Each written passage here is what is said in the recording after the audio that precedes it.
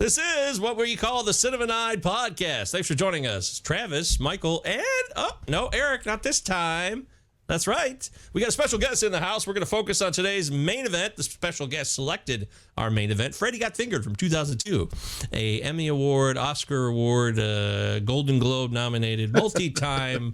No, that's all bullshit. But no, Razzies. Friend of the show. Bunch of Razzies.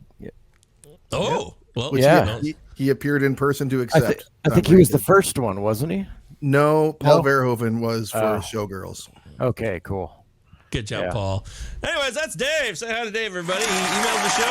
You've heard from him in email form. Now hear him in real time, at least for us. This is pre-recorded, however. Hi, Dave. Howdy, folks. You got anything to say right off the bat? You want people to know about you? Nah. Good. I apologize for the delay in the filming, but I was trying to sleep next to a highway that was shut down for 6 hours. It was hell. Yeah, I never got the story at all, so I just assumed it was terrible. Yeah, no, just a giant wreck on the one highway home, and there was no way for me to get around it because of electric car woes. My first time in a year and some months of driving an electric car, regretting it. Oh, you drive an electric car? That's what you get, libtard. Yeah. What's funny is we can't even get a consistent electrical grid here in Michigan. That's what's strange about that too. So, but that's Michigan problems. You know, Arizona, flawless electrical grid, no environmental issues whatsoever. Very, very organized down there. Dave, you think just because you have kids, you need to care about the environment? I will say, Dave, do you mind if we read your email on your show? I mean, that was kind of the point. Oh, perfect. Great. So we got an email from Dave. I composed this email while sitting on the side of the road waiting for it to open. Oh, yeah, I see that. 3:36 a.m. Our time. Okay, this was yesterday. It's called It's Been a While. It's been a while. Hi, gents. Hi, Dave. This is a very meta moment for us here. I also listen to shows of episodes I haven't seen. Oh, wow. Especially if they are episodes that I have had no desire to watch. Okay, like Steve a little bit. I can't say that it has yet made me feel compelled to see something I haven't seen yet. Usually I try to watch the film before listening if there is any desire to see the film.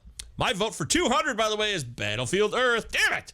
In keeping with the similar theme of this week's guest choice, possibly considered for worst movies of all time. To your guest this week, don't fuck this up! Japan for Dave. So we should probably remind the people what he's referencing there about our 200th episode. Please do. So for our 200th episode, we are trying to figure out which movie we're going to do. You could go to our Facebook page and check it out there, or you can email us at cinema9pod@gmail.com. The options are, which movie should we watch? The options are MASH, Neighbors from 1981, The Crow, Wicked Prayer, Battlefield Earth. Hang on, I got yours too. Thunderpants. Go on, Thunderpants! And Dunstan Checks In. Yeah! These are the options. Right now it's looking like we might end up doing Battlefield Earth, but we'll see. I feel like we need to have another. You guys, email your picks in too, by the way. You can do that. So please, let's get some more information from the people who like this show. We got a few listeners. I know we do. Let us know what you think we should do. At least 3 that I know of. Oh, 4. Four yeah, we had at least 4 listeners. We know that much. Really? I didn't know we knew that much. Okay, good. Well, shit. Dave, since you're a special guest, we would love you to have this opportunity to let people know. Do you love movies, or is it more of just something to do to pass the time? Or does it really kind of take your interest in a certain way? Well, I absolutely love cinema. It's, a good escape when life is handing you lemons. Like movies and video games, they're awesome. They just let you do stuff. Reading too, I'm like pretty prolific reader from times to times. Like still? Yeah. Wow. I think I've gone through like 7 books already this year. Oh my God! It's July 2nd. That's amazing! Wow! Yeah. Woo! That's incredible. Really. I got a lot of airport sitting time, and that's true.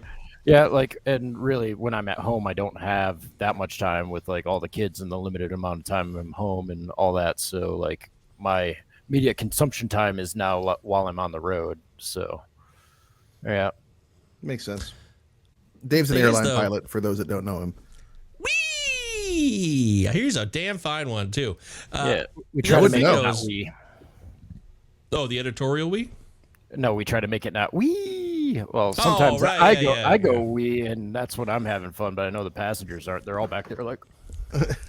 Well, I mean, if I was included in the we, then I'd be cool with it. I'd like to fly the plane myself, actually. So I prefer that. The view is excellent. Oh yeah, I bet that's nice.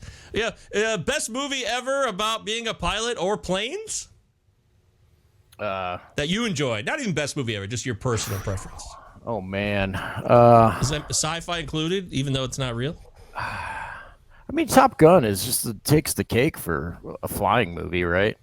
I really did. I loved Iron Eagle growing up as a kid. I know you guys talked about that recently and said whatever. Like, I think. Oh yeah, that was the other show. Yeah, Steve that was talked the Is It about Safe it, show. too. Yeah, The F-16 one. Yeah. Oh, that was Is It Safe? Yeah. Iron Eagle, the passing of Louis Gossett Jr. We're catching up on very old news, obviously. So. Yeah, that would have been maybe fun to revisit, but I don't know, man. I don't have high hopes for that being good. Oh, well, here 4 is the best in the series. Actually, I've never seen any of them. We should have added them to the list. Maybe one of them would have made the cut. Damn it! Oh well. Didn't think of it till right now. I know. There's always episode 300, right? What was the Denzel movie? Flight. That was the name of it, right? Yeah.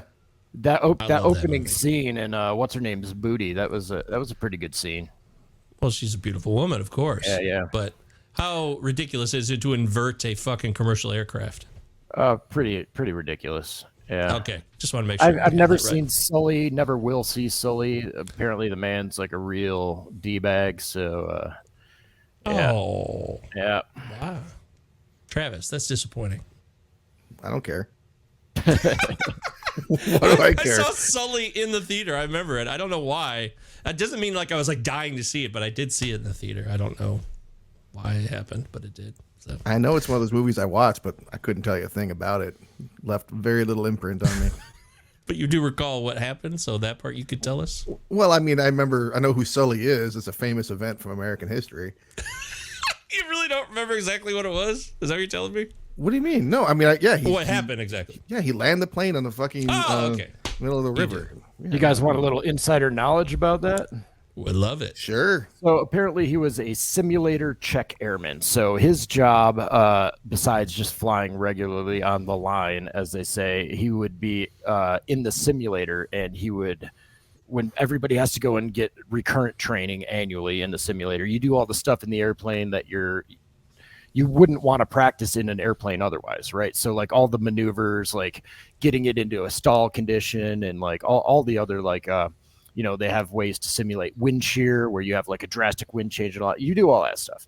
Anyways, I have been told that he was a a simulator procedure trainer guy, and they have a engine out procedure coming in out of, I think it was LaGuardia, but instead of him doing the procedure, he would always suggest to the guys like, "Hey, why don't you try to just put it down the Hudson?" Like, instead of like trying to get it around, like use their actual procedure. And he would do this all the time. Like, "Oh, wait, have you considered just putting it down the Hudson?"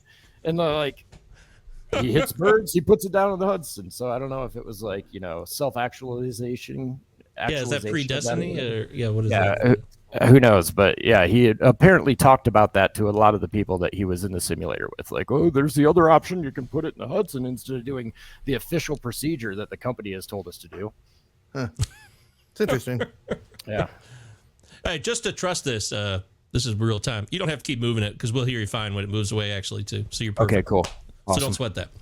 Word. That's technical jargon, though, really. Let's, not get bogged down in the technical jargon. By the way, Dave is a very old friend of ours. In fact, used to live kitty corner from you, Travis. That's right. We used to ride the school bus together. Our houses looked virtually identical from the outside front. Probably because the people that built your house looked at our house and went, "Hey, we like that. Let's build that." And then they did. I think there was. We did live in cookie cutter suburbia, and there were lots of houses that mirrored each other. Not too cookie cutter, though. These There were wasn't manufactured houses, though. Yeah, and there wasn't any other house in the neighborhood that looked like the two of our houses. That's true. I would agree with that. And I lived in that There neighborhood. was one at the end that had a pillar, but it had the garage, but it didn't have the living room off of it. Anyways, whatever. This is You also had the Half Moon driveway. Nobody's going to care about this. You live you lived in the inferior home. Let's just accept this. Yeah, but he had the Half Moon driveway, which is annoying when you're trying to get out of it if somebody's in your way. It's supposed to be easy because you got 2 ways out, but for some reason it can become complicated. We used it. We used it to the extreme with the amount of cars that we would park in there for bonfires and stuff. Yeah. That's true. A lot of good times with that fire backyard there. Maybe we'll have one more before we all die. Who knows? Who knows? In the meantime, before we all that would be nice before we all die. In the meantime, while we're still alive. Okay, talking about death. Weird. Hey, totally coming out up of next on character. Death Talk. Doodly-doodly. Travis, let's get into quarantine viewing picks. We'd love to get your recommendations, movies you shit on. What have you been watching?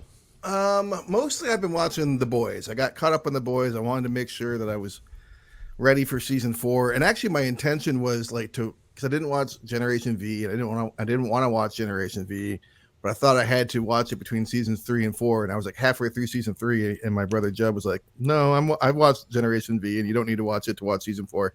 I'm like, okay, good. I'm not going to. So I didn't. Is that a spinoff? Yeah, it's a spinoff of The Boys. I enjoyed it. I enjoyed Generation V. I thought it was fun. I might watch it still. I just wanted to I just didn't want to have to watch that in order to watch The Boys. I'm just maybe eventually but it's not any rush. You mentioned this either last week or the week before. You like the serialized release where it's like the weekly release. I don't. I like the dump. It depends. I hate Amazon for bucking the trend of dumping a whole season and or I think it was Disney that actually started doing it. Whoever first started doing it. I think it depends on the show. Like a drama or a dramedy, so The Bear, dropping that all at once, I would have been okay with processing that over the course of several weeks. Season 3, for instance, which I finished that too, and easily the weakest season of that show. So something like that, I don't necessarily want to blur through it. But The Boys, I would be very happy if all of The Boys got dropped at once and I could just binge it all. So I guess it's circumstantial on that. I'm waiting for the whole season to air before I even get into it. But if you could do that and watch Gen V in the meantime.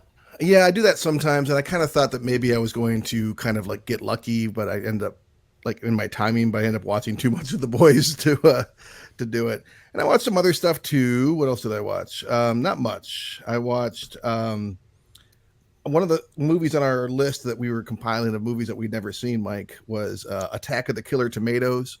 Our friend Christian came over the other night and we sat down and had some beers and watched Attack of the Killer Tomatoes and thoroughly enjoyed it. We laughed a lot.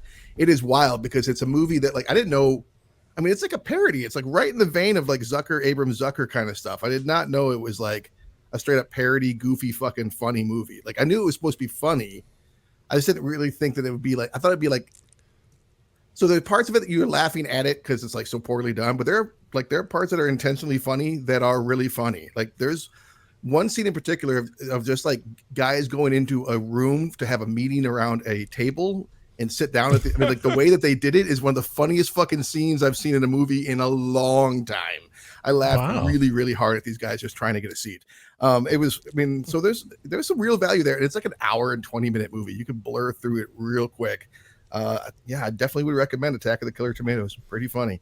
And then I just watched today a new movie on Netflix with it's called A Family Affair. It's got Nicole Kidman is the mother of this young girl 24-year-old girl who's working for the super famous movie star played by Zac Efron, and then a romance starts between the mom and the movie star, and the daughter doesn't like that. You got Kathy Bates in there as a supporting cast. I guess this is the same movie that just came out called The Idea of You. I guess it's a very similar movie. I don't know. I didn't see that one. Yeah, I didn't see that one, but I enjoyed it. Glenn Powell. I enjoyed what? Glenn Powell's hot. He's in it. He's in what? The Idea of You? Yes. Oh, I didn't see it. I know. I'm just telling people Glenn Powell's hot because apparently he is, but I really don't know him. So is that the dude who played Elvis? No, that's Austin Butler. Are can see this conversation devolving for the next 10 minutes. Was it that guy? No, it was that guy. I have to apologize in advance. I am super terrible with actors' names. So. Doesn't matter. At any rate, I enjoyed Family Affair. It's got a terrible name, and it's getting just burned on IMDb. It's got like a 5.4 or something. I gave it 7. I thought it was enjoyable. That's it. That's all I watched. Oh, you rated it? I did. I rate almost every movie that I watch on IMDb. Do you go out of your way to do so, or just like when you're on there, like, oh, wow. No, I go out of my way to do so. I check in I check in every movie on Letterboxd so I know if I've seen it or not, and then I rate almost every movie on IMDb, especially if it's something that I feel like is getting shit on that needs some love, or something that's getting too much attention that needs to be shit on a little bit. Okay, that's fun. You live a fun life. I do. It's great. Man, I'm gonna keep it going. Well, please do. In the spirit of giving our guests the biggest platform, I'll go next, and then Dave can close it out and take it any direction he wants, because this is his moment. These are the moments. This magic. No, that's stupid. We're not going to do moment songs over and over again. It's kind of fun, though. Kind of fun. Anyways, I don't know what I watch. I write them down sometimes, and other times I don't. I really don't like that HBO Max doesn't have, like, watch history. I'd like to go pop in there. Like YouTube, I can go back and see what I've been watching for over and over and over and over again. But yeah, dude, in preparation for this, I had to actually use my brain to remember what I watched. It was like, what the hell? Like, see? It's bogus. I write them down. Yeah, I usually do. I do have that, when I title it Quarantine Viewing Picks, which is what the segment is called. And it looks like I didn't do that this time. So, best guesses. I watched Gran Torino. Remember that movie with Clint Eastwood? Remember? Oh yeah. The one about the huge Korean population in Detroit. Everyone knows that the giant focus of Koreans and Korean gangs in particular. Well, in Detroit. Technically it was the Hmong, which I was not familiar with. Is apparently a combination of Laos, Thailand, and other areas. They're like a even smaller representation, frankly. But yeah, you're right. Okay. I remember that movie. The Stay Off My Lawn, the movie. I remember. Yeah, but then White Savior, the movie. I don't know. Hey, look who saves the day. The old white man who's racist. Oh, he's got a tender heart and he's racist. Can he be tender and be racist simultaneously? Can he learn his lesson before the movie ends? I don't. Clint Eastwood made Dirty Harry, like, he pushed on the racism a bit when he was Dirty Harry. So I think he has an interesting relationship. I don't think Clint Eastwood is a racist himself as a human being. I really don't. This is playing a character, first off, but sure. Is it good? I do long for the days. The big thing that I took away the most from the film is I wish that Michigan had never dumped all the tax credits they gave to the film industry. It was cool to start having movies here. We started seeing it regular basis from 2006 to like 2009, and then it was over. It's as if once Rick Snyder came in, he did away with all of that and murdered that industry as it was blossoming here in Michigan. Thanks a lot, Snyder, you dick. That was cool. Even though that movie with Elliot Page now, that Whip Smart, it sucked. But still, hey, it was a movie here. And you could see like, when he's driving down in Gran Torino, I'm like, that's Jefferson. That's Detroit River. That's really Michigan. First couple Transformers movies were shot around here. A bunch of stuff was being shot here at that time. Those movies are sad. But you're right. It was. I wish it had stuck around. It was cool. It was a cool moment. It was brief. People don't know this. They've probably forgotten now, especially if you don't live in Michigan. You don't give a fuck. 2006 to 8-ish. It was a good run. 2 years. And then they all went to Georgia.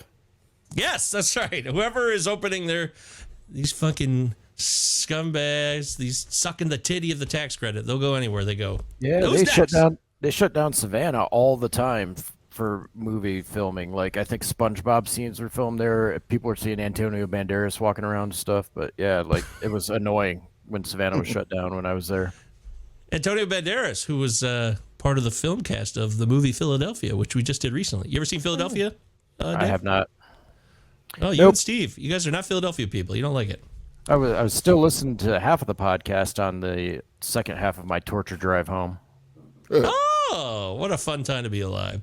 Anyways, I watched that movie, and I think I'm sure I threw on some other things that I can't talk about because I'd like to probably still bring into the show, which is something that happens. I do that frequently. I still want to watch them. They're not movies that are part of like a distant relationship. Like Philadelphia I truly hadn't seen in 30 years. That was an easy call. These are movies I've watched over and over again that I still love and maybe still want to bring them up just because I want to do an episode about it. That's it. But they're good movies usually. Like we would probably all three agree. I might not even bring them to the table, so maybe I should just talk about them. I don't know. This is the tough challenge that we all go through as Cinema Night hosts. It's a fucking nightmare. I'll tell you that much. I don't have any such restrictions. Yeah, it's great. Yeah. I wish we never started this thing. 200 episodes. Why, God, why? Throw it in the trash. I think last week we all said we like our show, by the way. But anyways, I'll leave it there. Who cares about me? Dave's the guest. So, Dave, this is your big chance now. Not just to tell us what you've been watching, but maybe recommend some movies from your overall existence that people should see or you would like them to see. Well, overall, I don't know. I'm not going to go that deep. I'm just going to go with recent stuff. It's your choice. Good movies. Yeah, I haven't really been able to watch a whole lot lately. I've been playing this video game with Travis's brother and a couple other guys, Helldivers. It's a very fun game. It's cooperative. Oh, Jamie told me about this. Yeah, you guys are hardcore into this lately. With James a lot, yeah. It's just a lot of fun because it's like not very toxic. You all go in together on a common goal, and like out of many hours playing now, I've only encountered like 2 times where I've been like pissed at the other people I'm playing with. So it's been occupying a lot of time. So you gotta drink while the well is full, right? So the game's not gonna last forever. Yeah. So I really haven't been watching a whole lot. When I have been watching, it's been like when I've been on a deadhead or something. That means they're transporting me somewhere to fly the airplane, so I'm watching what's available on the streaming on the airplane. Which that has its pluses and minuses because when I seek out media, I tend to go for like very, very like singular minded stuff. Like I like mind bending stuff and I like sci-fi. That's like what I go for. In comedy, whatever. There's other stuff kind of seeps in there, but like I'm not going to seek out a drama or any of that. So like it gives me a chance to like win all that's available is see things that I wouldn't seek out otherwise. So that's the good thing about it. So like Butcher's Crossing, for instance. Butcher's Crossing is something that I would never have sought out, and I watched it on the plane, and I thought it was decent. I thought it was just a very fun film. Nick Cage. I need to see that one. Yeah, Oh, you haven't seen it? Not yet. I'm shocked. Yeah, well, I don't think it's streaming anywhere yet. I don't want to pay for it. Yeah, I saw it on the airplane. I thought it was really good. I thought it was. It was fun. It was a serviceable story. Some of the characters I really disliked how they did things, but it was probably written that way. So whatever. It was just a fun period piece. So my next thing that I've been doing, I've been rewatching Severance on Apple Plus. Have you guys seen that? Oh yeah, it's excellent. Yeah, it's. I have never seen it. Still, I remember people talking about how awesome it was, though. It is I think they're prepping for a release of season 2, maybe by fall. But they're filming like now, as far as I know. That has been my favorite TV show since maybe the early seasons of Game of Thrones or Breaking Bad. It's hard to say. Like I absolutely love this show. I love how they develop the characters. I love the score. I love the filming. Like as an amateur photographer, like just watching the framing and like how whoever's I haven't even bothered to look at the director or anything, but like or who's the guy who runs the camera? What's he called? Anyways, cinematographer. The cinematographer. It is beautiful. It is absolutely beautiful. I was watching one episode last night as I was failing to fall asleep, and man, it just transports you. It's such a good show. I have nothing but good stuff to say about it. I'm midway through the 2nd season, and my squirrel brain has dumped everything, so I'm like intrigued all over again. It's great. Let's see. I've been watching The Acolyte 2 as that comes out. Oh boy! And, I was. I watch all the Star Wars stuff, even though like I'm very critical of most of it. It's probably like Travis and the MCU. You'd watch it no matter what. Yeah, I watched the good. I watched the bad. It's How's this one? I call it mid. It's middle. It's middle of the road. I mean, it's not as bad as like season 3 of Mandalorian or Oh wow. Boba Fett. Boba Fett was trash, in my opinion. Trash? Yeah, absolute trash. I mean, like hoverbike Vespa gang, like Oh, Yeah, yeah. man. It was Andor. like the Mod Squad, except it was and Andor's tops for me. I The love only it. oh good- hell yeah. I think it's the only good Star Wars show, as far as I know. Okay, well we'll leave it there. I'll go to bed. I like Live action, anyway. Yeah, live action. But that's why I liked season 1 and 2 of Mandalorian. It was like Dave Filoni come to live action. Yeah, it was. You I thought don't 3 know. really fell off though? Yeah, I think there were some meddling hands that told him to like do stuff that he didn't want to do, and he's definitely a team player with that stuff. So like, I mean, that's what Dave Filoni does. He takes all the trash that has been put out there, and then he weaves this intricate like web to tie it together and make you interested in it. Like, Right. Yeah. Which is Yeah, why I don't he's now serving the role of Kevin Feige over for Star Wars, which makes sense. Even It though does. he's got no real history directing, he's like learning to direct so he can produce, I guess. But yeah, season 3 of The Mandalorian is when I didn't just stop watching that. I like stopped watching Star Wars shit other than Andor. I'm like, this is so fucking bad. I just stopped. yeah. I don't know. I think I my personal opinion is and I have absolutely nothing to base this on, but I think it's Kathleen Kennedy like sticking her fingers in there and trying to Oh like fuck yeah, it is. do sucks. whatever she's doing. Her track record proves everything we need to know about her, man. Whatever Go her back- personal agenda is. I don't know. But Oh, anyways, this- Acolyte, I'm entertained with it so far. I had my misgivings when I saw some like pre-release stuff, and I thought it was like way too like wire kung fu stuff, but like the action has actually been kind of like tempered, so it's like it's cool. It's fun to watch. It's not as bad as I had thought it was going to be. And yeah, I really haven't been watching. I don't know. A couple of weeks ago, I was texting with Travis. I watched Dream Scenario, another Nick Cage movie. I thought that was kind Yeah. of fun. Wasn't Eric like, liked it too. wasn't like anything to reach out and tell anybody to watch. I thought, but it was No? good passing the time. It was like I said, I like that mind bending stuff. So it was fun for that. Do you like Dr. Mindbender, by the way? Dr. Mindbender. No frame of reference, dude. What? Oh wow, I'm so sad right now. G.I. Joe, man. Dr. Oh. Mindbender. Oh yeah, didn't he? Yeah, he had like the hypnotic stuff, right? Yeah. He's just a funny guy to say, anyways. What's the name of the character from Catch 22? Is it Milo Mindbinder? Oh, Right? wow. That's a look book. it Wow. Oh, in the theater, I recently took my son to go and watch If, the Imaginary Friends movie. It's what's Mind his your name? We Are Childless Men. I don't know that movie. I do. It's got everyone in it. It's got fucking Ryan Reynolds. It's got John Krasinski directed it. It's got Steve Carell. Oh, Big wow. movie. Yeah, Oh. it's so about 3/4 of the way through the movie, my son stands up and he goes, "Do we have to stay here?" So that's how he felt about it, huh? Yeah, absolutely. And I'm like, "No, we really don't have to." And it's like it was like pretty much at the anticlimax, and I'm like, "But don't you want to see what happens?" Because like one of the imaginary friends' existence was in like jeopardy or whatever, and I was like, I kind of wanted to see it through, and he's like, "Yeah, but do we have to? I mean, if we don't have to stay here, can we go?" And I'm like, "Oh God."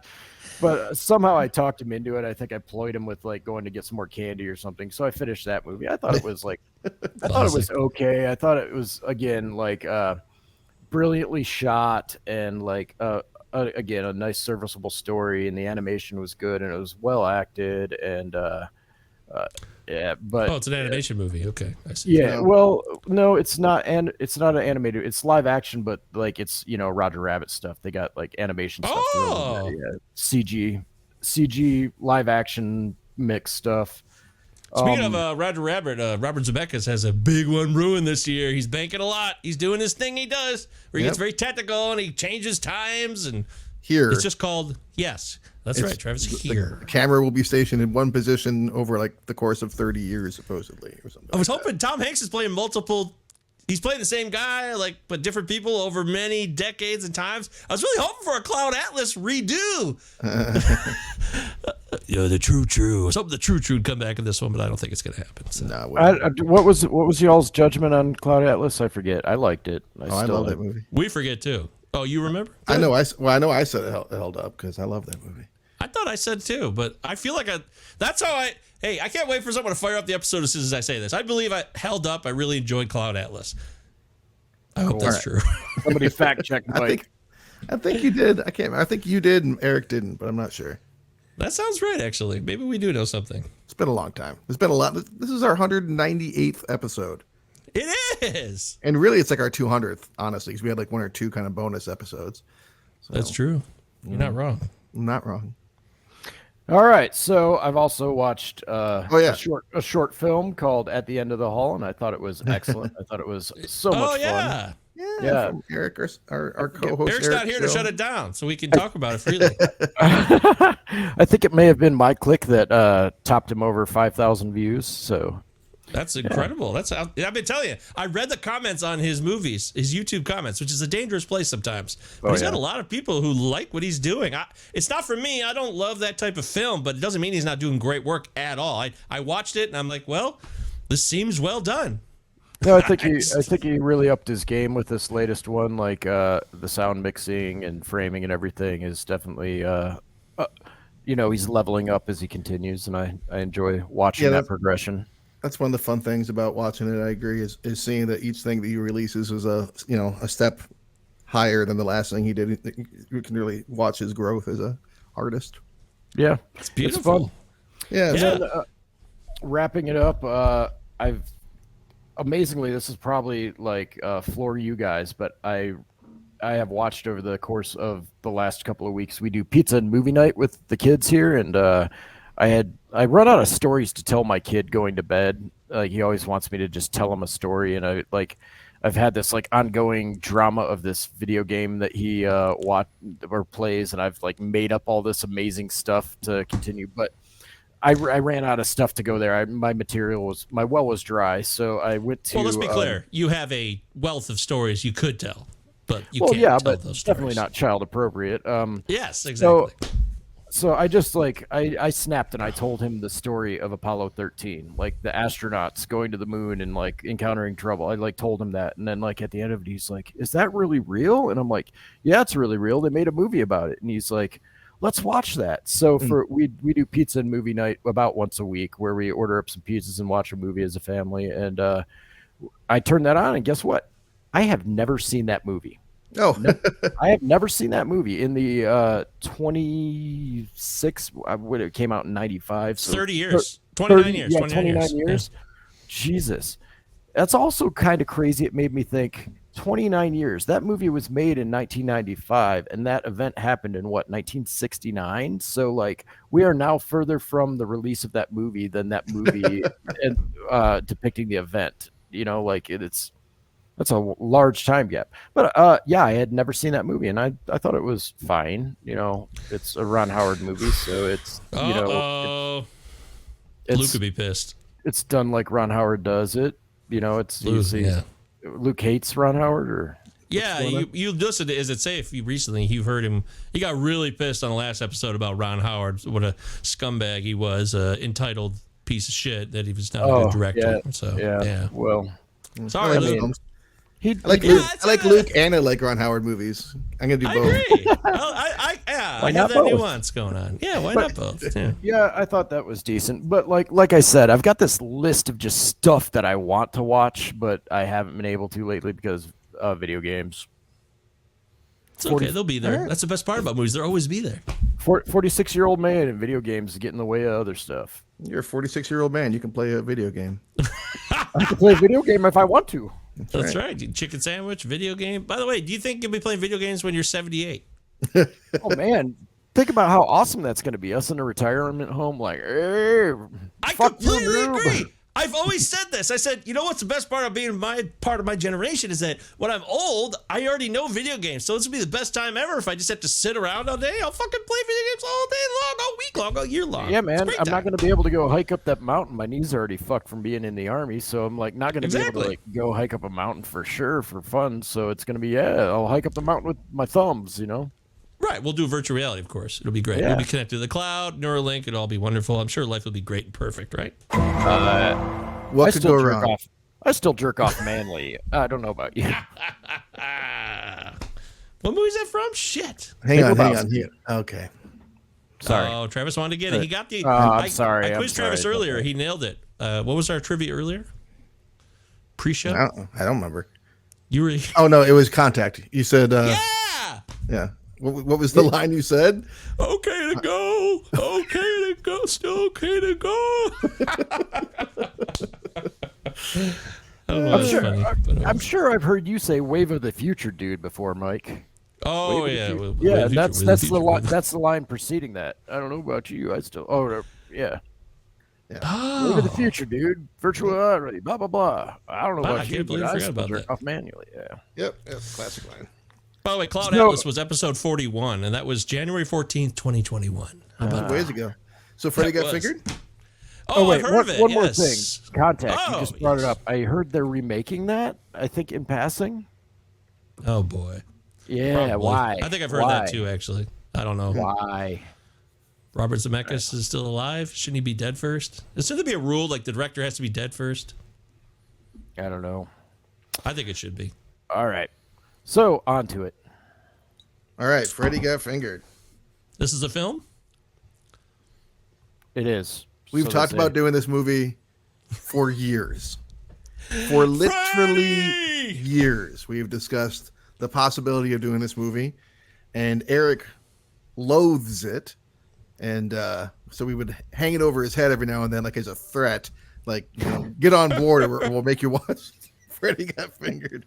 At which point, he eventually just said he pretty much would just, you know, not watch it and just skip that episode. He knowing that's why he was so adamant about me not changing my choice. He's like, yes. Yeah, do it while I'm not there. Yeah. Oh yeah, 100%. Absolutely. He just made it through 51st dates. We couldn't put him through 51st dates. Then Freddy Got Fingered. He quit the fucking show. Find better things to do with his life. Well, I mean, Dave, you picked it then, so take us back. Do you remember the first time you saw this film, Dave? Yeah, I do. So you're familiar with our friend from back in the early 2000s, Justin Jesse, my Army friend from when I was psychological operations in the Army. Sure. Here he's doing well out there. What's up, Justin? Yeah, he's up in Rhode Island. Happy family, happy life. Go Trump. All right. Anyhow, so when this movie came out, I was like balls deep in the Army in processing, like startup stuff. So I was special operations, and I had way longer of an AIT, advanced individual training. So I did basic training, then I went out and I did AIT. It was like 4 months long for PSYOP training. It came out during that, and there was like no opportunity to go see that movie then. And then when that got done, I went to airborne school. And then after I got done with airborne school, the towers fell and I immediately got deployed. Like I was tagged to go to a Ranger support, like frontline detachment for PSYOPs. So I was immediately deployed from like the middle of September to go, deal with stuff in 2001 when this movie came out. So then I got back from that in like just before Christmas time, and I went to Christmas, whatever. We all came back, and Justin had the DVD in his barracks room, and the barracks is kind of like a college dorm, but with like less responsibility because you don't have homework and shit. So everybody would just party and get wasted and hang out in the barracks, and it was a real good time. Very healthy, I bet. But anyways, Justin had that, and he threw it on, and we watched it. And then, like, I think we watched it again the next night with the DVD commentary going. It was like Harlan Williams was talking about it the whole time. And my internet is still named after one of the DVD commentary things he said. He was talking about that scene where he's like swinging the stillborn baby by the umbilical cord, and so, one of Harlan's comments was like, "Yeah, it was like a blood fart," when he's talking about like the blood scattering around the room, whatever they had like a blood cannon or something, and he was like, "Yeah, he said blood fart." So my my Wi-Fi to this day is still called blood fart because I think that's hilarious that people have to like, look for Wi-Fi in the area and they see blood fart pop up on their phone. Yeah. So yeah, we watched it then, and I watched it first on DVD in a barracks room, and it was a lot of fun. And watched it a lot. Then I watched it like so many times, and I think I probably watched it with our crew. Steve Guile and I quote it all the time. Still to this day, we quote this movie. It's a very quotable movie. There's a lot of fun stuff. Definitely. Yeah. I was in film school at Full Sail in Florida when this came out. And so I'm surrounded by other cinema, lovers.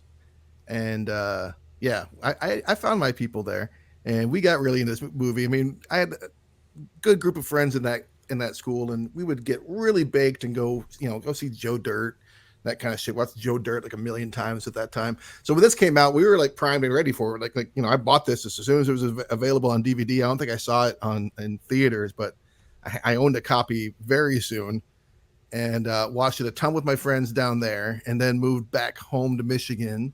And wasn't too long before I moved into a place called The Dump, along with Mike Govier and many other dudes. And this was a movie we watched there as well. We've talked about this on Cinema 9 before, movies that we watched at The Dump. This was one of them. It maybe was not in as regular of rotation as some of the other ones, but this was watched. And like you said, Dave, this is a movie that's, I mean, The Big Lebowski and Princess Bride and Liar Liar, probably the four movies I quote most in my life. Just walking around, I'm just going to throw out a random quote. I mean, if someone says the word proud around me, I'm going to do the whole thing. I'm just going to do it. Proud. I'll do the whole fucking thing. That's just how it is. Yeah.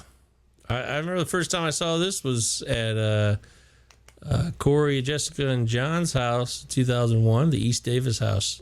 So somebody threw it on one night, and I had no idea what it was. And it was hilarious. And from then on, I just kept watching it over and over again. I just thought it was so funny. It was very... just like you guys have quoted it over and over again a million times, and it's a lot of fun. In fact, I still do have a DVD copy of it. I think I got it in the $5 Walmart bin, like maybe 8 years after it came out or something. I was like, oh, perfect, great. So, did you ever listen to the audio voiceover track? I'm not a big commentary guy. I don't do that for some reason. I don't know why. Harlan Wayans, I'm not usually either. I don't know. We were just really drunk and we were like decided to do it, I guess, but it was entertaining to listen to Harlan Williams. Yeah, Funny guy. He's not black. He's not a Wayans brother. I think he's a man who has a lot of comedic chops, and you see that in this movie. We'll talk more about that, of course. But gentlemen, the best part of this one for me, which will be a lot of fun to guess the rating, the IMDb rating on Freddy Got Fingered. All right, I looked it up. Oh, you're out. But I on my notes, I made my guesses ahead of time. Okay. And I had two guesses. I was like, my hopeful, ever since what's her name? Red Letter Media, went out and talked about how meta this movie probably is. I figured there might have been a re-rating, so I was like, oh, maybe 6.1. Maybe it went up to 6.1 at least. But my initial guess was, 6.3. My initial guess was 5.1. I'm like, I know the reputation of this. I didn't, for the longest time, know that it had a reputation of being one of the worst movies of all time. So I was like, after weighing that in, I guessed 5.1. So I had I was hoping for 6.3, but I in reality I guessed 5.1. But yeah, I was hoping that the Red Letter Media guys gave this thing some fire or some gas to the fire. But yeah, I saw the score unfortunately as well. But I'll tell you what I probably would have guessed. I would have guessed probably about 5.6. 5.6. Okay. That probably would have been my guess. Are you the virgin here, Mike? You got no? I am a virgin in this world, in this realm. Specifically, I would say a 5.1. Cool. So yeah, we agreed. 5-1 is yeah. What Survey is it? says I forgot my scroll memory. Forgot it. So Well, that's great. Either one of you guys remembered? I think I know what it is, but I think Go it's ahead, Travis. 4.6, I think. 4.7. Very 4.7. good. With 52,000 ratings. That's not a ton. That's under 100K. That's very low. It is. You're right. say And don't maybe watch this is a Terrible. pointless effort here to even We got Eves. Review. We got Eves checking in on this. the Rotten Tomatoes on. We do my have finger. Eves checking in, and it's like he's there's like a whole historical thing about his review. Like, Ooh. Do Go tell. on. yeah, well, he rated it super poorly. His review, let's see, I think I might have made a screenshot. His review panned it, and he called it, I don't know, it was like one of his most scathing reviews ever. Sounds about right. I don't know if you can find it. Maybe you Or should Tom read Green. it. It's Oh, I will. Yeah. It's right in front of me here. And I will say this Roger Ebert. Usually I'm a big fan of you, but you are dead. So you're not hearing this in real time either. Super dead. Yes. Mostly dead. Roger Only said. mostly dead. Mostly dead. That's right. Blave. To Sorry, Roger Ebert said a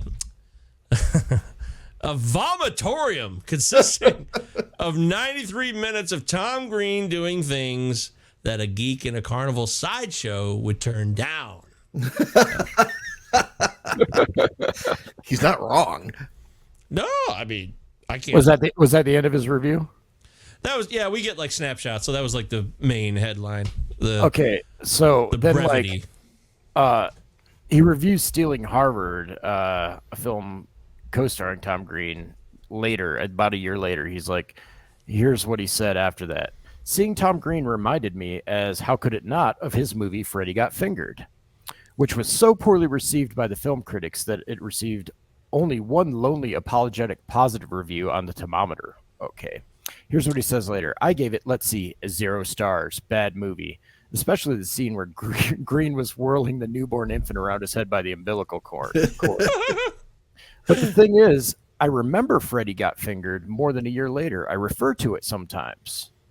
It is a milestone, and for all its sins, it was at least an ambitious movie, a go-for-broke attempt to accomplish something. It failed, but it has not left me convinced that Tom Green doesn't have good work in him. Anyone with the nerve and total lack of taste, or with his nerve and total lack of taste, is sooner or later going to make something worth seeing. So he kind of like recanted a little bit. It was like a slightly apologetic comeback a year later.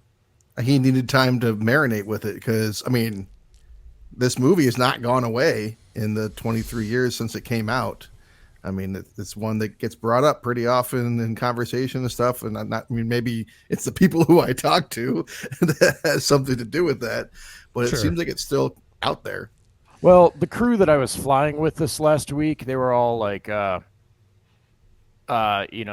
millennials / whatever the next generation is, and none of them had even heard of this or Tom Green. I was like, they're like, what did you watch? I'm like, Freddy Got Fingered. Like, is that a porno? Why are you telling us you're watching a porno? I'm like, no, it's Tom Green. It's not about getting fingered. It's about a father fingering his son's. Wait. Oh, whoops, daisy. Wow. Well, here's a few other ones. Peter Travers, Rolling Stone. You can see Green sweating for effect, ratcheting up the cruel jokes just to keep his street cred as a comic provocateur. Yeah, that's true. That's not actually wrong. Doesn't mean it's not a good film. Hey, look at this. A.O. Scott of the New York Times. Less about the dangers and pleasures of the unchained id than the giddy anarchy of the unbound imagination. 3.5 stars. He likes it. Wow. Good job. And that was April 20th, 2001. So, Okay. good. A.L. Scott, you have street cred with me. Of course, believe it or not, we got Destin in the house. All right. All that's right. done. A rare treat. Yeah. This is when he was at the Washington Post. Again, April 20th, 2001. Destin Thompson said the following. In a sense, this is a horror film. Worse than anything Andy Kaufman could dream up, in which Green tries to outgross himself. 0.5 stars out of 5 from Destin. Not feeling it. I thought maybe. I definitely think he did outgross himself. Like, if you look at the scene where he's got the deer carcass on him at the end when they're showing the What clips. the fuck am I doing? Yeah. Well, there's a lot. Yeah, I mean, everybody else pretty much shit on it. But I was just trying to look for. Oh, here we go. One more pause review from Nick Rogers. Now, this is from 2021, so this may be fair because it's a little more current. From the Midwest Film Journal. Our favorite, the Midwest Film Journal. What most people find merely loathsome attacks a way of life that's all grim resentment and games of retaliation. Wow. Exaggerated nonsense, but it wrangles dark and significant laughs from the perils of presuming the worst in people and indulging vengeance. 4 out of 5 stars. Fucking writers. Yeah, this guy. Well, he's from the Midwest Film Journal. What'd you expect? Pull your head out of your ass. Pull your head out of your ass, Dad. So this is a. You have to know Tom Green too, I think, to understand the big picture of this now. If you look at it currently and then look at where he was, he grew up in front of the camera, and he was definitely immature back then for sure. And who he is now is actually different than what this movie was. Just sure. So, yeah.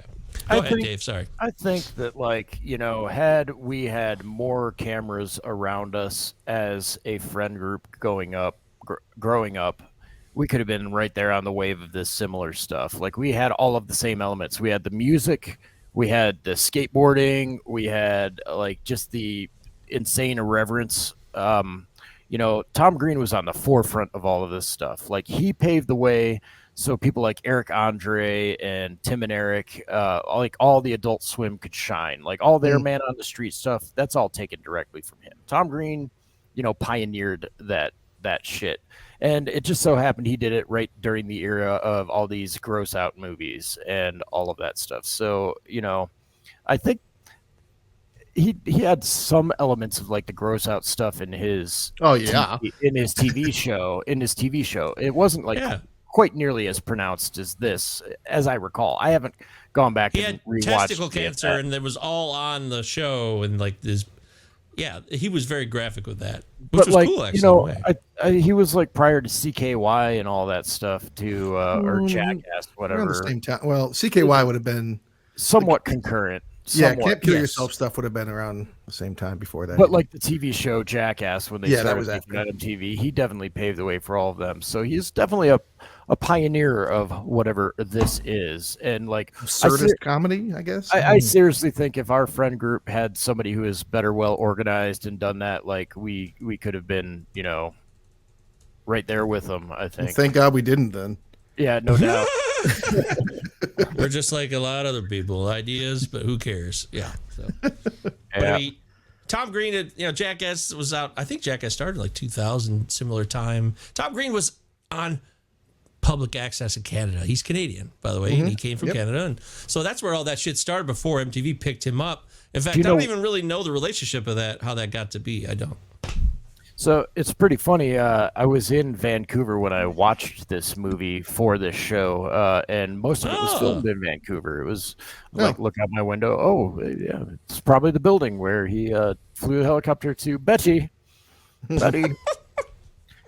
One of 2 Apocalypse Now references in the movie. Yeah, really? The ceiling fan. Yeah, the ceiling fans, and then the Wagner when he's in the in the helicopter. Well, there was Betty! There was another reference I caught. What was it? Another Apocalypse Now reference? No. There was the deer hunter homage too when he's in Pakistan with his dad, and yeah. I wonder if there were more that we just didn't pick up on. Obviously, he loves cinema as well. Let me be clear though. When I watched this movie when it first came out, I didn't give a fuck so much about those references. I just thought it was funny. I truly just thought it was dumb shit that made me laugh. Yeah, and that's the whole movie. And one of the things that has stuck out to me over the years about this movie is that, like, this is a movie that climaxes, pun intended, with Rip Torn getting hosed down in elephant cum. And there's a scene in this movie where Tom Green is playing with a horse cock, freshly dripping piss. I mean, like, there's some really gross like stuff in this movie, but none of that stuff is like what stands out in my memory. It's all the dialogue. It's the fucking jokes. It's the verbal jokes throughout this movie. I mean, it's even just the way stupid, like Gord, Gordy. Like, it's just like even just everything about this movie is so quotable, and you could cut out all the fucking dick and fart jokes, and you'd still have a hilarious fucking movie. And, well, that's also because Rip Torn's in it. If he's not in this movie's not nearly as good at all, and I stand firmly with that. Not just was he in it, he clearly went for fucking broke. He's like, I'm just gonna go full bore on this thing. The cunnilingus face, he's like, well, do you want to fuck me? Like everything he does in this movie. Bare ass. Yeah, he's bare ass. Yeah, he shows his ass. Rip Torn just like, again, willingly sprayed down an fake elephant cum. I mean, this guy he put it all out there, and you gotta respect it. Do you think he's proud of that performance, the elephant cum? When he pulls him out of the shower, what the fuck's going on here? God, my goddamn scuba gear. Rip Torn ass. Yes. He's so good in this film. You're right, Travis. He goes all the way. He just finished Larry Sanders, which was a great run from 92 to 98. And then he did this movie. This guy, clearly what we learned about Rip Torn after this movie came out as well, that he fucking robbed a bank a few years ago too. So like he might have gone off the deep end. Oh yeah. Yeah. This was right around the same time he did Wonder Boys, which is a completely different role. You know, he was still. You're right. He's still a legitimate actor in 2001 when this comes out. Comes out right before 9/11, a few months too, which with all the patriotic shit after the fact seemed, I don't know, just weird that it worked out that way. And now as time goes on, and I look back at this film with the patriotic ending of the long-haired hostages come home after the kid gets chopped up by the fucking propeller with the American flag in it. It's just... Which, I love the ADR. I'm fine, Dad. Like, yeah, they just put that in there because they didn't want the movie to end on a dead kid. Apparently there's an alternate scene for that one where it graphically shows the kid get disemboweled and stuff. And I'm sure he wouldn't have pulled back. It for the NC-17 renege there. It's such a funny thing to go for. Like, let's just have this child, this really nice, gentle child, and his polite, nice father. Let's have that kid just brutally fucked up throughout the movie. I know. With the baseball, he runs into the car. It's fucking tube sticking out of his lip. At the restaurant, screaming, and then cut. And throughout all of this, throughout this whole fucking, like, one of my notes for this movie is just the one word: chaos. And throughout all of this is this score, this fucking musical. It's like so dramatic, so funny. Like, these fucking stupid scenes are just made so much dumber by the score. I love it. And I'm a fan of Eddie K. Thomas, who plays Freddy, who actually didn't get fingered, but it was allegedly. He's a good comedy actor. He's underrated. He's got good timing, the way he expresses things. He's not the funniest in this movie, but I like him. This is one of the reasons I like him. He's a great straight man. A standout bit that, like, to bring it back to Rip Torn and Eddie Thomas's performance, when they're sitting there at the table when he's having breakfast and, like, he finds out that Gord is back or whatever, and he's like, oh, Gord's in the shower doing the jewel, like, treasure. He's like, yeah, treasure. He's like, what's that asshole doing in the shower or whatever? And, like, Eddie K. Thomas goes, yeah, what's he doing using all that water? Like, save some for the fish. And Rip Torn just, like, deadpan looks at him like, you're just as much of a fucking disappointment. Like, that acting right there is just fucking, like, tops. It was amazing. Yeah, he's just like, look at him like, you fucking ass. You suck too, It was all done in just facial expression. I think that takes structure, actually. Even though, Travis, you said chaos is what you wrote down. You're right. The restaurant scene with the oh my god! So the baby. There's so many scenes that just like, and they're like over in an instant. And it just cuts to something else, and it's native ladies banging on the drum. Yeah. Like, it's super well orchestrated chaos. Yeah, you're right. It is structured chaos. It is definitely like, man. Can we also? Whole restaurant scene. This is a fancy restaurant, and then the waiter says that. Like, okay, waiter's gonna say, "Get off the fucking bar, asshole!" I love that. And can we talk about Anthony Michael Hall showing up in this movie? Yeah, like, it's so like I remember like did I ask what sex you are? Okay, I'm a woman.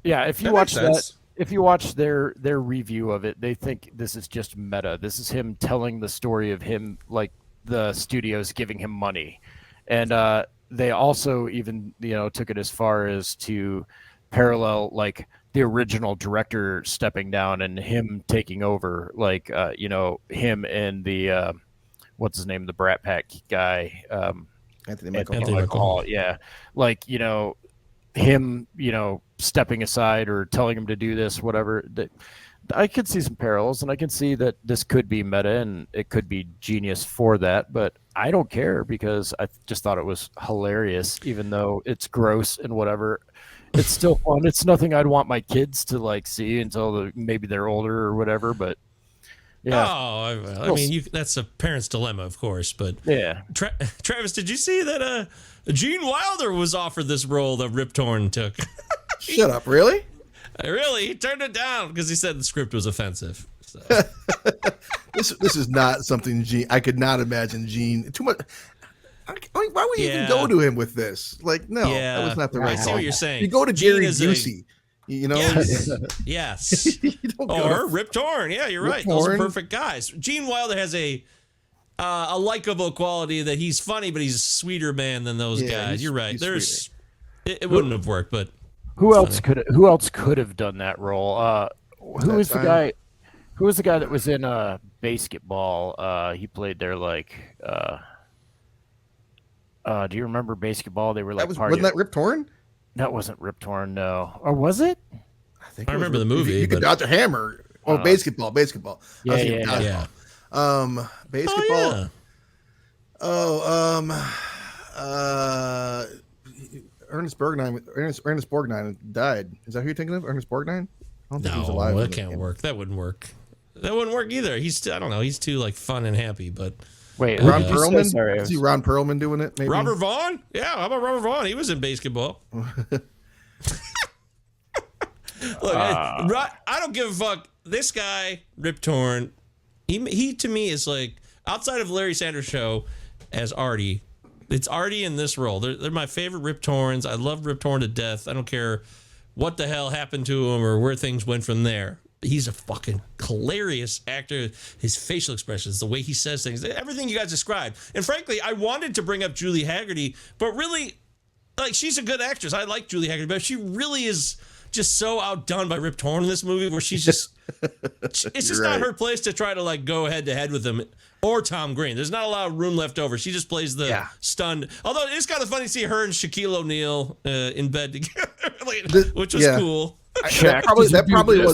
That was probably a pretty funny deleted scene, but she doesn't really have a lot of moments to shine in the movie, other than her response when Freddy's looking at her. If I were you, I'd be with Greek men. I'd be with that whole conversation's really funny, and she's with that music underneath. Again with the music underneath. Yes, it's doing a lot of work. The score, it is, and the soundtrack was pretty good too. Sure, it is. Just all those punk songs interspersed throughout. It's like you could tell it's just what he listened to, and he's like, "Yeah, I want to throw this stuff in there," and it's very appropriate for the time and skate culture. And I bet he got him paid too. Hopefully, they got him paid at least. So I bet he tried to do that because you're right. The whole point was to blow the cash, just like he does in the movie, is just to blow the budget on this thing, which was $14 million and actually broke even. It broke even in America on the box office apparently, but the DVD sales after have really took off. And it was like they made a lot more money off the DVD sales. 25 mil on the DVD sales or something. Like it was a big I bet number. Studios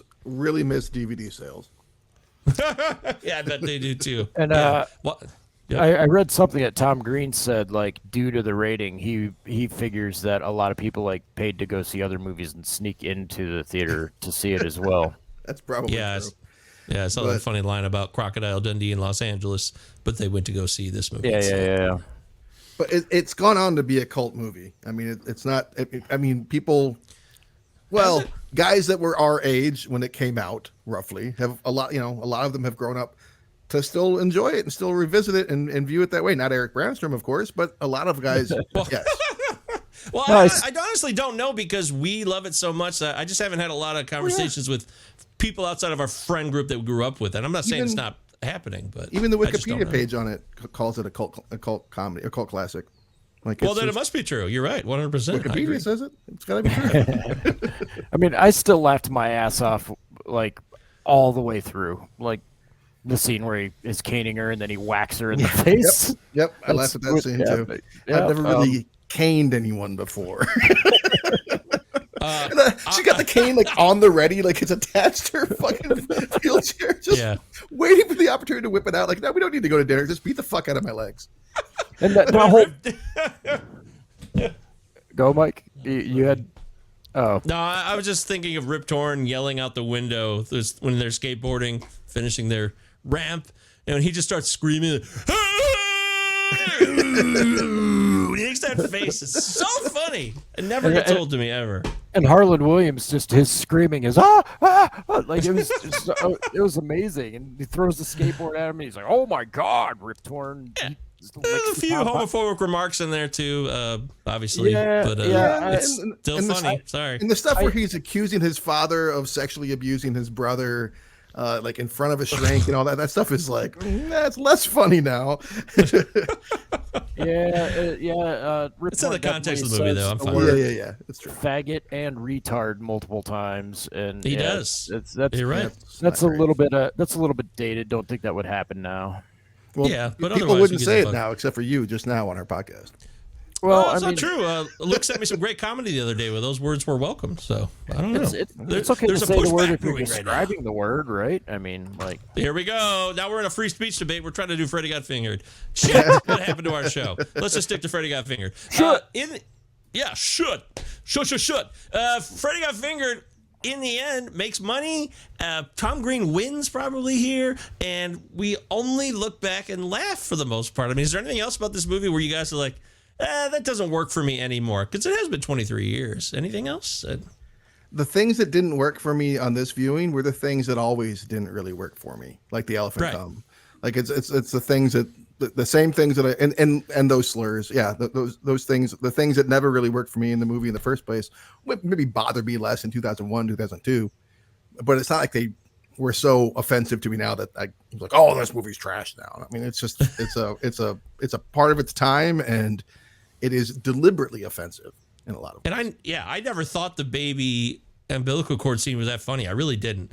Like, everybody talks about that because it's so outrageous, but it never made me laugh all that. Yeah, I wasn't like, oh my God, that's hilarious. I was just like, okay, whatever. I think that's the women with the women with the thing. That's what's funny.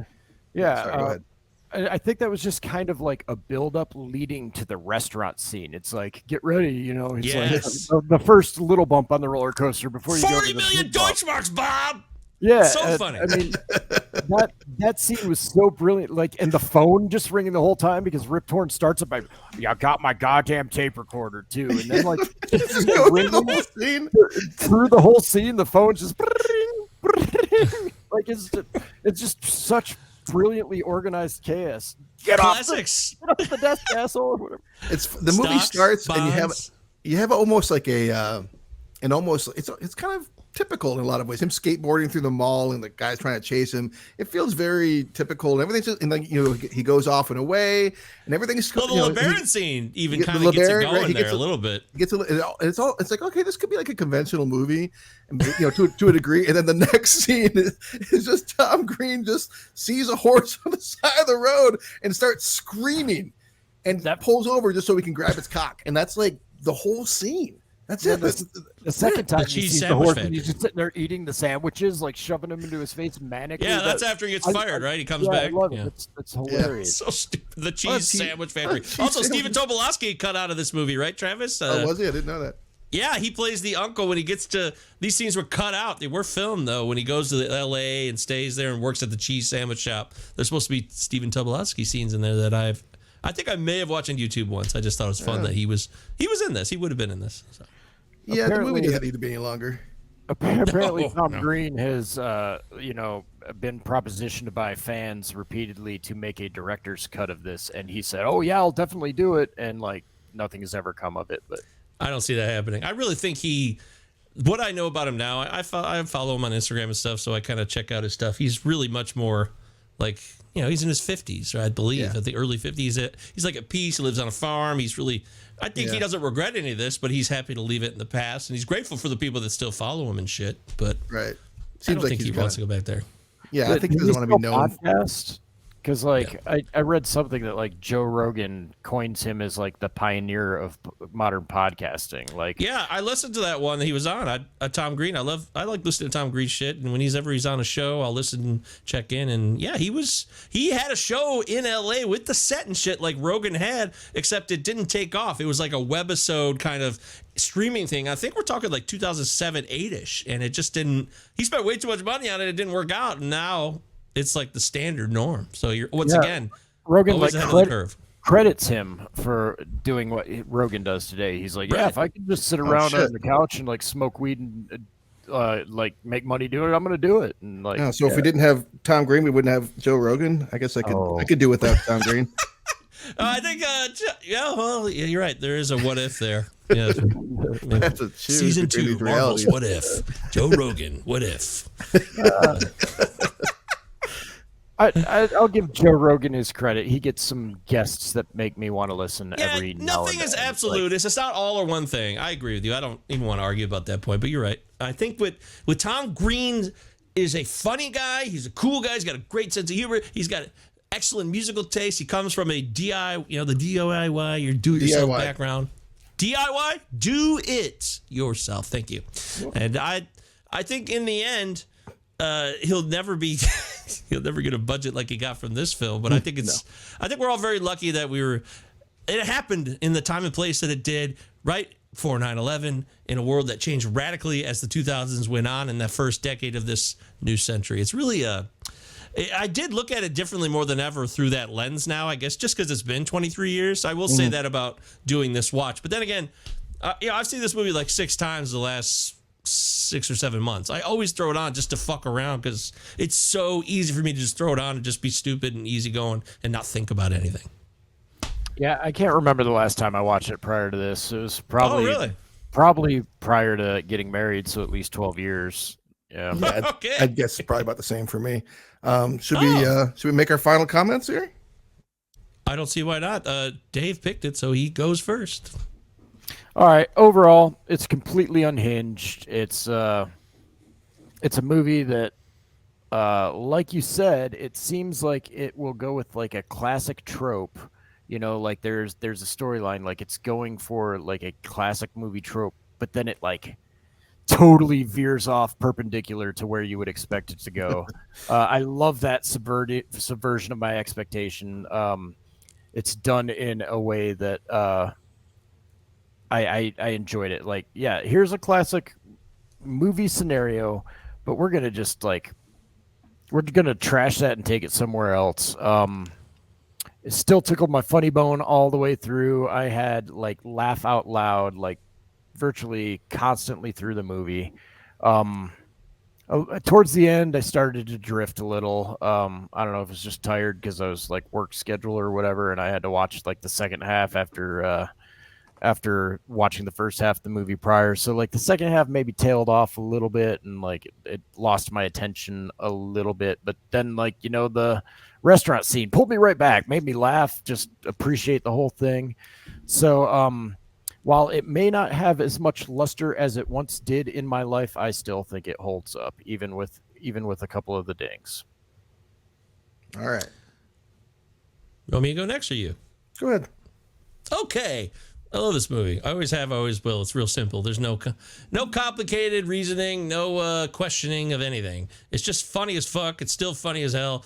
It's a comfort movie too. I admit that freely. Again, it's got the nostalgia factor now. It's been 23 years since it came out, and I just love quoting this movie all the time. Stocks, bonds, Dow Jones, all those little things like that. There's so many morsels of stupidity that are so quotable, as you guys said earlier in the show. I love it. I'll always love this movie. I'll watch it 5-6 times a year still. It's one of these movies where I really didn't. I've had movies I had to get away from. Like, okay, I watch a shit. We talked about this show ad nauseum, frankly. Movies we watch a shit out of, and then we're like, okay, we're done with this. And we didn't watch it for a long time. But that hasn't been the case with this movie. I'm just always watching it throughout the years. I love it. It totally holds up. Awesome. I kind of wish I could say the same, but I put it down for a long time. This movie is not for everyone, to say the least. Our friend Eric has very good taste in movies, but he loathes this movie and thinks it's one of the worst movies ever. But there is a small select group of people, such as ourselves here, that find a lot of value in it. And again, I think most of that comedy comes from the verbal jokes. I mean, this is one of the most quotable movies I can think of. If someone says the word character, he's a real character. He's a real character. I will do that. I will do it over and over again. It's just one of those movies. It's just Sashi, Japan 4. I think that's literally genius. I think it's brilliant. Fucking Japan 4. I don't know. I think it's great. And is it as funny as it used to be? I don't know, man. I'm a 44-year-old man sitting at home alone on my couch watching it. It's not like I'm watching it with a bunch of my buddies. And so I can't say I sat there and laughed through the whole thing, but I did laugh out loud a few times, which says something about a movie you've seen many, many times and it doesn't surprise you at all, that kind of stuff. So yeah, it absolutely holds up for me. And I'm glad we got to finally do it on this show. I mean, literally fucking 4 years of joking about eventually doing this movie. Dave, thank you for choosing it. And thank you for guest hosting. Well, thanks for inviting me. It's fun to be on. Great job. Great job. Nice work. Again, wouldn't have been there without Tom Green. That's Great true. job. You're right. Great job. All right, so there it is. That's Freddy Got Figured for this week. Now, I got to pick an episode, and then we're doing episode 200, right? Yeah. That's where we are. And That's where we're at. the voting continues. When you hear this or see this, you'll hear it sooner. 199 we'll let the will voting be... go. We'll let it go through episode 199. But once we do at 199, we're closing it out. We're going to announce it on 199, aren't we? Correct. That's right. Okay. So it'll be closed. So if we're doing a show in a week, today's July 2nd, for those of you that don't know, we're recording this. So hopefully you got another week at least. I don't know. Eric's vacation possibly. We'll have to figure this out, how this works. But in the meantime, I'll pick a movie. Okay? Okay. What are you going to pick? Okay, great. CinemaNightPod@gmail.com. Disagree. If you loved what Dave said, if you hated him, if you want to shit on him, please do so. Hopefully not. He's a solid dude. I would like to choose. I was thinking military, and then like one of the options got cut from movies I'd never seen before, and I kind of feel like I want to go with it because I never saw it, and it just kind of. So we'll have two movies in a row that all three of us had never seen before. Doesn't that kind of take away? No, not all three of us. Just me. You guys may have seen it. We took it off your list. Okay, so one that you put up there. I got you now. So okay. You might have seen it once. I don't know. I didn't ask. But so for next week, I've loved Kevin Smith for many, many years, but I never saw this film, and it kind of got caught up with Geely as well, kind of packaged during a period of time where I was checking out on Kevin Smith. But we're going to go back to 2003 or 4, Jersey Girl, a different movie from Kevin Smith, at least at the time, after he was doing nonstop View Askew universe stuff. So I've never saw it, and want to find out if it sucks or not. Much panned. So between Freddy Got Fingered, one of the most famously worst movies, and then Jersey Girl, and then potentially Battlefield Earth, it's as if the whole directive of our show shifting gears. Yeah, well, that's one of the things we'll talk about next week, because I feel like Geely also gets dumped in with this one. It wasn't liked, but Geely was really shit on, but whatever. We'll they were discuss this close further. together, and they were. We'll talk about it. We'll talk about it next episode. We will. What do you Shashi? say, Dave? Good times? Shashi? Shashi, you could either eat that goddamn roast beef or you can go to bed. Bed. You can go to bed. That's also, we took You Go to Bed into You Go to Bed. You can go to bed. It was a song. See, there's so many pieces from this film. Thanks, everybody. Thanks to Dave for being here with me, Travis, Eric. Hope you're having a good time. We miss you. Do well, even if you didn't like this movie. Maybe you'll watch it secretly one night by yourself and change your own life. That's it. Bye. Oh, Lord. I knew you had it in you. Zebras in America. Listen to my hooves. There it is. Got to get the hooves in.